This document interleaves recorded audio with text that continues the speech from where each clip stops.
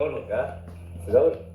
Ja sam mislio da si ti normalan čovjek i da iskreno hoćeš da pomogneš svojoj zemlji. Vi ste gomila zajebanata koja kao pravi filmove za tuđe pare, pelješi sponzore i onda smisli najgoru moguću priču o svojoj zemlji i o svom narodu i to kao plasira u svijet, jer to je kao istina, jer vi ste kao umjetnici i vi kao imate prava na to. Mrzim film. A vi mi se gadite. Čekaj, Mila, nemoj da pretjeraš. Nije tako, pogledaj si sad. Šuti kad govorim. Čemu je problem? Ti ne znaš čemu je problem. Šta se praviš na igru? Igrate se.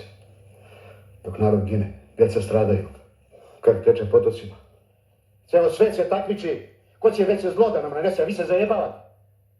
Šta je umetite? Ne sviđa ti se film? Pa ne, nego činilo mi se da ima nekih nesporazuma u vezi filma, pa ne. Nema nesporazuma nikakvih, sve jasno. Samo što ono nije naš film, nego sprdačina. Mileta, ima više načina da se napravi patriotski film. Ako ste očekivali ružne i pokvarene Amerikanci i lepe, pametne Srbe, ja stvarno takav film ne mogu da napravim. A znaš da napraviš onakvu scenu između doktorke i Amerikanca? To znaš, jel? A dobro, kakvi ste to ljudi da vas se ne tiču najveće tragedije sopstvenog naroda? Gde ste to rasli, gdje?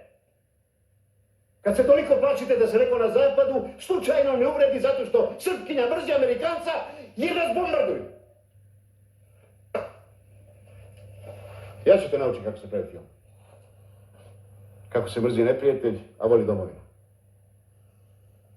Ne znate vi s kim ste se dokačili.